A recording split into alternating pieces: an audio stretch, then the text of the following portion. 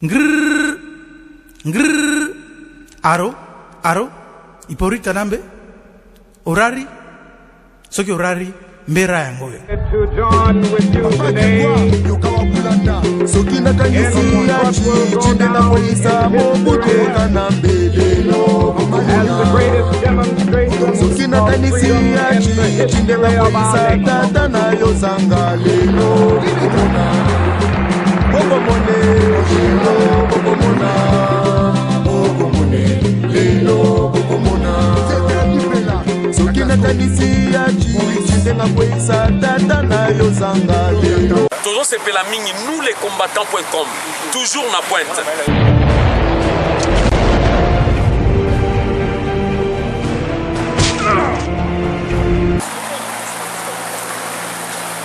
Awa ba combattant ba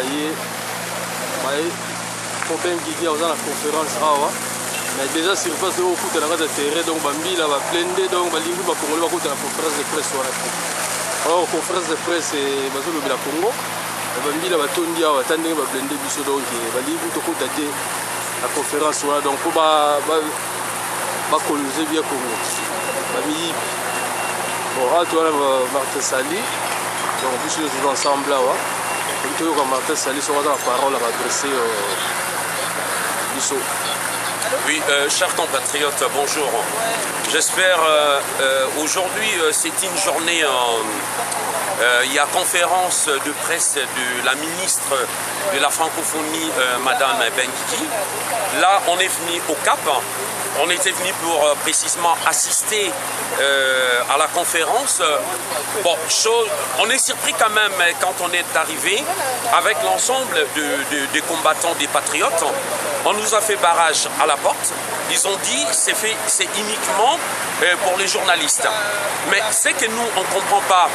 On avait demandé au responsable, au directeur de cabinet de Madame Benguigui, qui était là tout à l'heure avec nous. On lui a dit ceci.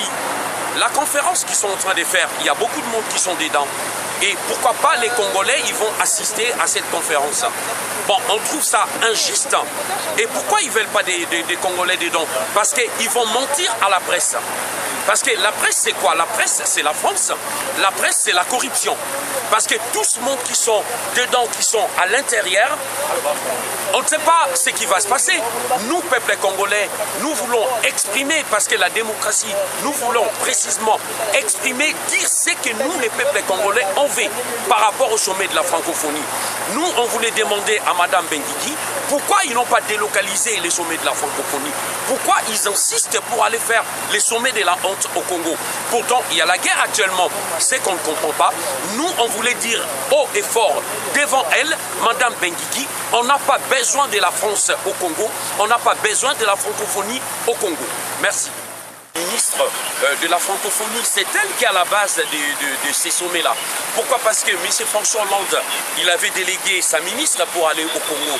Mais quand elle est arrivée là-bas, elle a vu Kabila avec sa délégation. Mais le problème, c'est quoi? Madame Benguigui n'a pas vu les opposants politiques qui sont au Congo.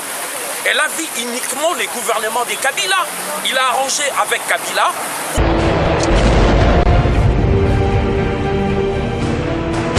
La francophonie puisse y avoir lié. Mais nous, aujourd'hui, on voulait dire à Madame Benguigui qu'elle arrête un peu, qu'elle écoute un peu. Et la voix du peuple, c'est la voix de Dieu. Où est la démocratie? Parce que si Madame Benguigui, elle veut faire le sommet, elle veut convaincre la diaspora, elle veut convaincre le monde entier que les sommets doivent avoir lieu, mais nous, on ne doit pas se fatiguer, on doit continuer pour dire non au sommet de la honte. Et là, regarde, tout autour, pourquoi il y a autant de policiers? Pourquoi il y a autant de policiers? Imagine, on est combien? On est à peu près 5-6, mais il y a plus de 100 policiers. Pourquoi? C'est juste pour nous empêcher, pour nous faire barrage par rapport au sommet qui va se tenir au pays. C'est la honte pour la France, c'est la honte pour la France. Et M. François Hollande, nous, les Français congolais, quand on t'avait voté, on croyait qu'il y aura un changement. Alors que vous contribuez à la destruction du Congo. Vous contribuez au malheur des peuples congolais.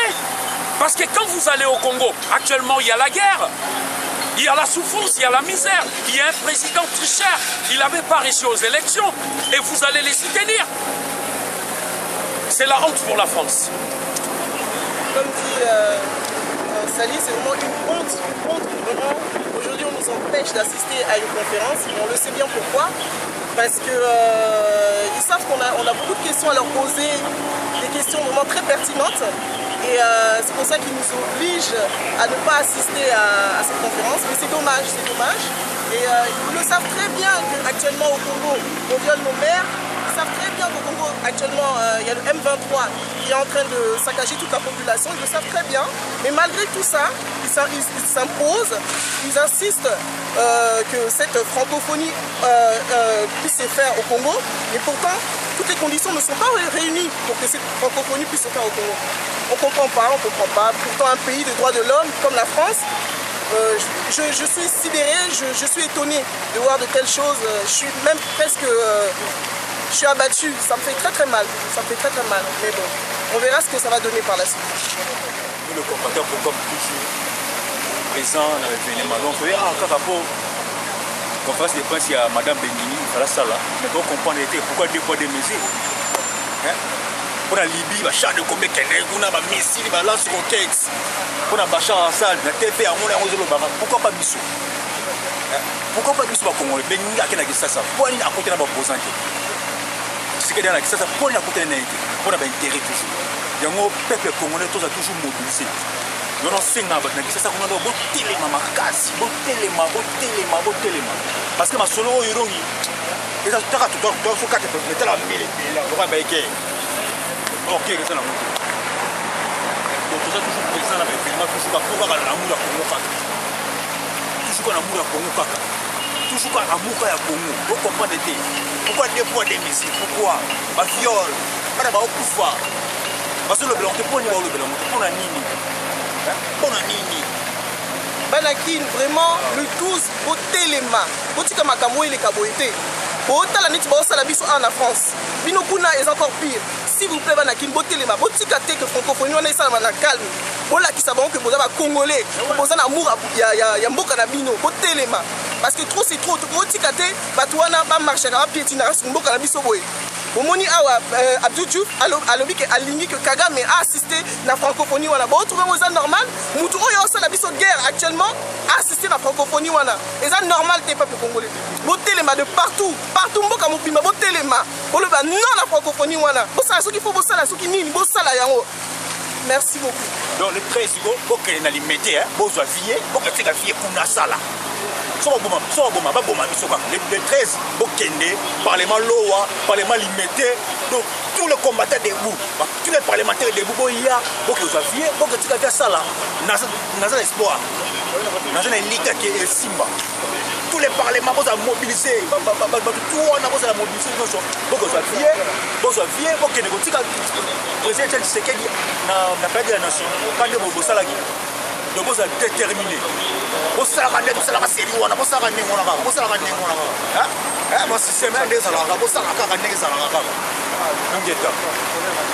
Là, nous les combattants.com va vous montrer comment les policiers sont venus nombreux ici.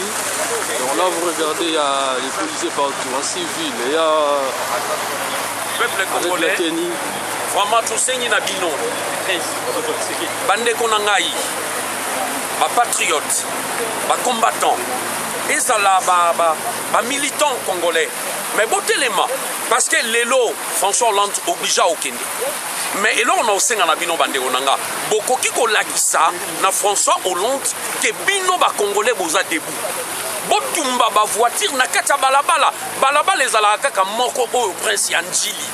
Balabala ya mususu te boulevard Lumumba wana. E bandi passage na ngokaka bon wana ele garantie na Mayanjili. Monsieur Bokangiye. Bo blusali blocage ba mituka wana e oleka wapi. On a l'obligé à soit hélicoptère pour que ne nango ti place sommet ozala. Mais ba congolais bo telema.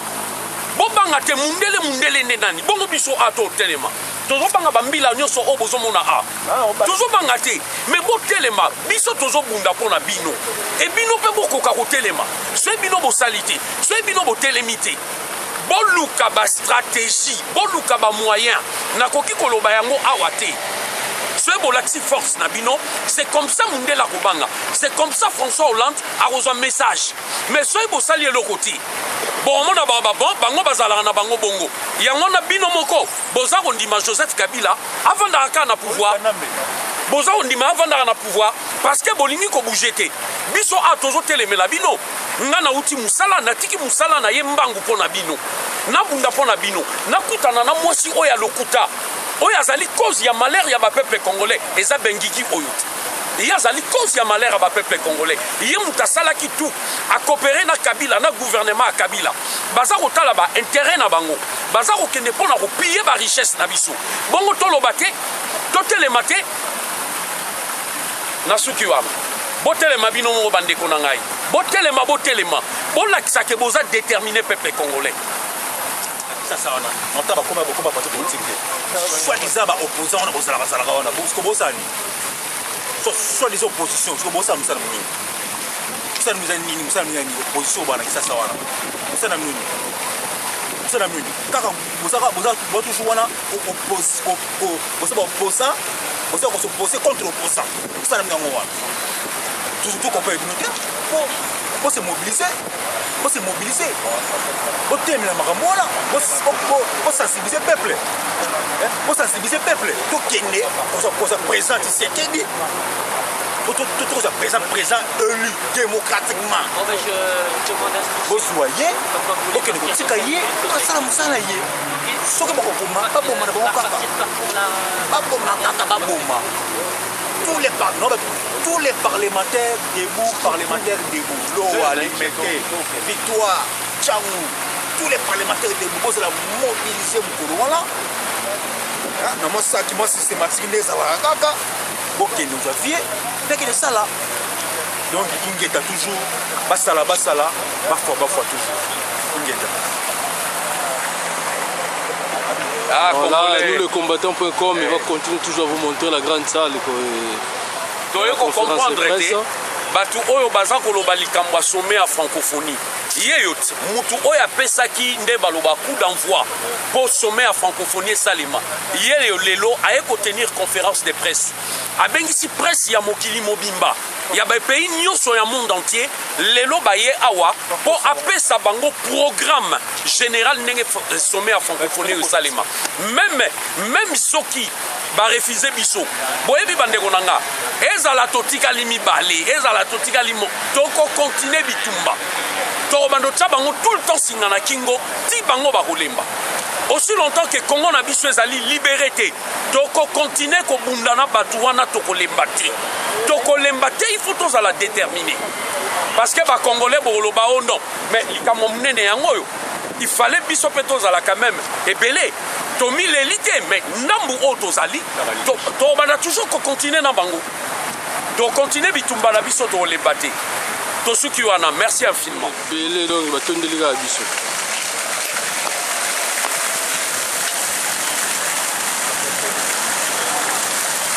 Nous besoin au monde. Nous sommes besoin de la en civil. Si je vois quelqu'un dans la métro, je vais besoin de la tambour. Oh, ça tu besoin de la en civil. Et il y a une mille en civil n'est pas belé parce que mille en civil. Imagine 1000 en civil, basa plus de 60 à 80 tout autour. Au bimana métro. Toza combien? Toza pénété. Toza 5. Na caméraman. André, nous les combattants.com, toujours à la pointe. Toza c'est Pelamini, nous les combattants.com, toujours à la pointe. Toza li ensemble. Imagine Toza 5. Mais t'as là combien de camions à 1000? T'as là CRS baza combien? Ba policier baza combien? Car rapport à 5 personnes, bah y est pour toi assister à la conférence. Bah tu as les bisous de 100 policiers. Bon, c'est toi qui descends. Il y a un autre continent l'île na biso.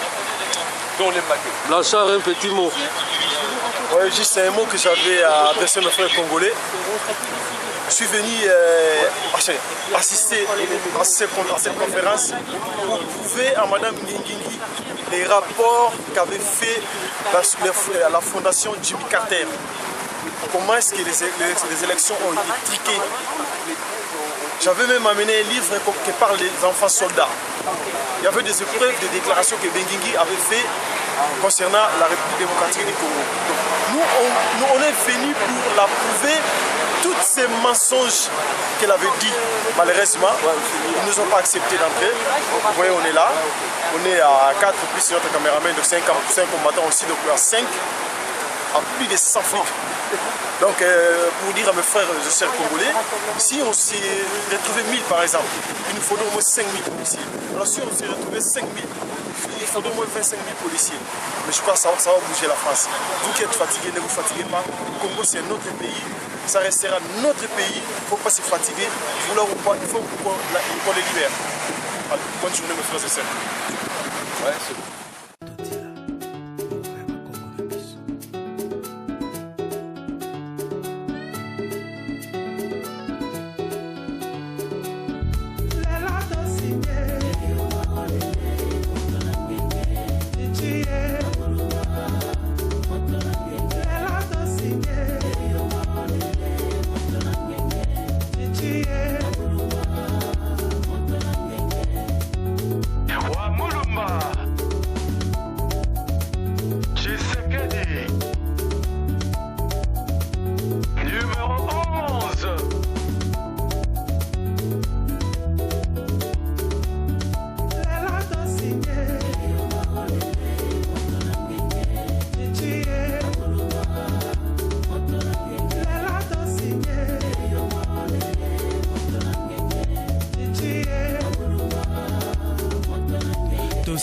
Signé Euma Ngomba lango bekutana kate lelo bras de fer peuple congolais a telemi en toko wa pone kolombo ke kambemi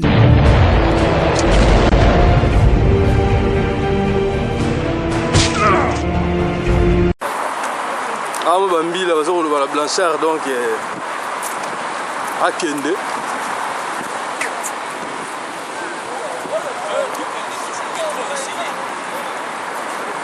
il faut que nous ramboka po bato bayoka ti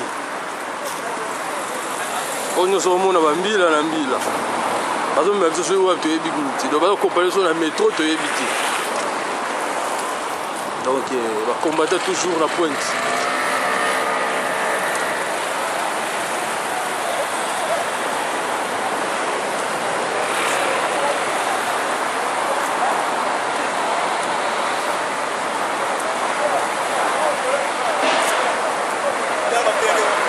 Tala nde batondi awa lokola guerre ils aiment pas le Congolais, ils ont peur.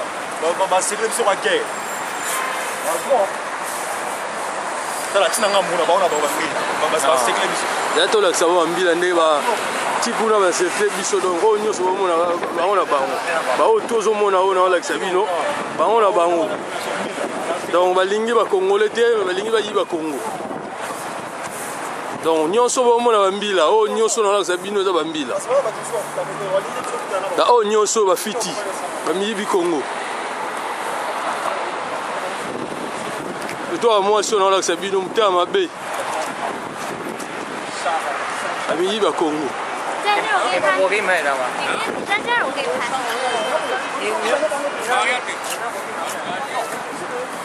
donc il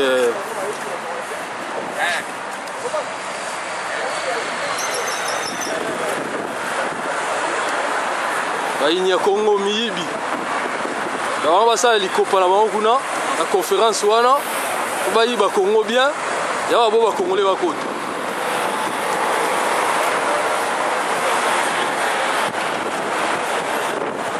Donc les Congolais faut faire la mise. Faut t'aller dans le tout ça 5 à Pamba, mais t'as la bambila. Partout. On l'accepte le mort de Ben à la coin kuna. Oh peut se monter dans la biso coin oh adambila. Civil. Donc auto mbila. Oh peut se monter dans la l'accepte. Donc tout ça kende, parce que même ça sorti na métro to éviter. Donc autant la gare bino mo. Oh tout mbila, surtout quand on a besoin de permettre moi seul, ne exprime pas bien. Donc baza bango nyonso ba complice pour ba kono pied Congo. Bango tout, na o zo mona lati nini oyo azokoleka pembe na ngai awa mbila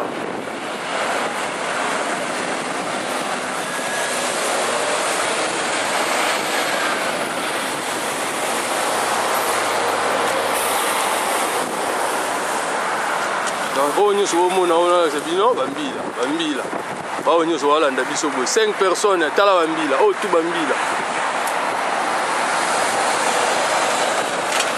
Donc là c'est le Grand Palais. Et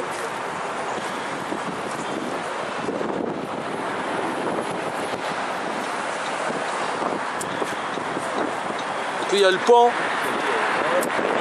Vous comprenez les gars, donc il y a un peu de mbila. Donc nous là c'est binoké. Combattre la réalité.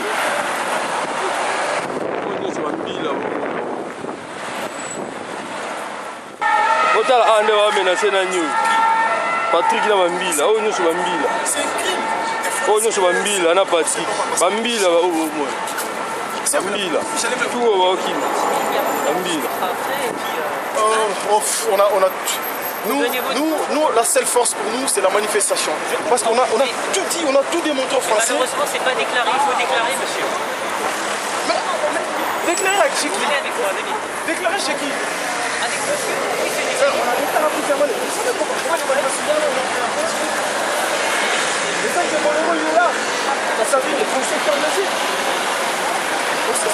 oyo nyonso omona bambila bazolanda biso bambila na bambila donc bambila oyo nyonso omona biso ti soki wapi to mwasi oyo na bisa bino motema mabe oyo wati jini oyo mwasi oyo mbila oyo omona oyo. C'est l'hiver, préparez-vous hein, que dans la rue, chaque jour vous aurez au moins 7 heures. Allez, venez, monsieur. Dans les rues de Paris, c'est l'hiver. Il faut bien vous blinder. On est là.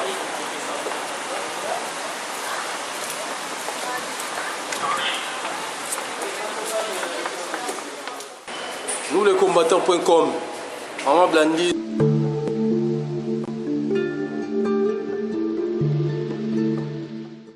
Un petit mot. Bonjour Randeko. Donc, comme vous avez vu dans les images précédemment, vous avez vu Awa, la conférence après ça, Yamina Benguigui, ministre chargé, enfin délégué chargé des affaires étrangères donc, concernant la francophonie. L'invitation tout le monde qui par rapport au programme Naye, il n'y avait pas de spécification que c'était réservé uniquement à la presse étrangère. Donc nous en tant que Congolais, concernés par la francophonie, nous nous sommes rendus sur les lieux. Mais malheureusement, arrivés sur place, on nous a indiqué que c'était uniquement réservé à la presse. N'étant pas membres de la presse, nous n'avons pas pu rentrer. Nous avons été très gentiment accompagnés par une bonne escorte de la police française, comme vous avez pu le voir dans les images. Donc, tout ça, continuer, lutte, continuer. Partout, pas les intérêts à Congo, il faut les défendre. Ils sont Congolais, combattre à ces cas. Nous allons pour défendre l'intérêt à Congolais. Donc, il y a marche en Belgique le 6 octobre. Il faut que propose à la nombrée. Nous avons la marche à Bissomoro en France le 13 octobre. 6 octobre.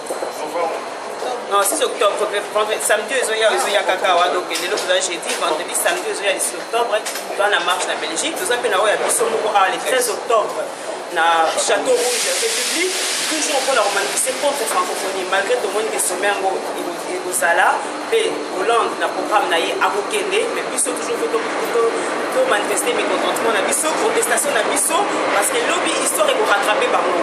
Donc, pour que nous salons en vain, francophonie et salami, nous vous dit pour rien, non. Donc, vous dit pour rien, nous avons toujours pour le lobby historique pour rattraper, nous avons travaillé contre les Congolais, nous avons travaillé contre Bisso, contre le Bisso, et contre bien les Bisso, nous avons exporté de droite à gauche pour l'intérêt personnel. Donc, en tout cas, nous avons Bisso, na Congo, bola la télé. Au moins, on a dit que basali bino babalabala. To bo mo la mindele baye po ba linga bino to ba bon sa vie na bino te. Baye po ba confirmer kanambe o Hippolyte aza des spots na kati ya mboka na biso. O azo bo ba ndeko na biso butu moi. Donc, bon téléma, bon ticateke, mindele ba ba mo la ki bazali ba congolais bazali na sengo ya babango non. Pour la savoir que les opposants na sengo ya babango te. Pour le ba misala ba mama biso batika na coin et kufi. Et ozonga na ngombe lisuté. Ba misala ba ndeko biso fallait etonga malelo ne ba tongi na mboka le. Ozona bino ngote. Donc, so ko vandika ka ne botali mindele bo ya bi bango bo konti ba na boko. Eza kufa na bino. Donc, pour la lelo ba ndeko en tout cas na bele bino ko yo Canada, ça toujours na bo moko to côté toujours toujours la lutte, elle est toujours là et elle sera certaine et la victoire aussi.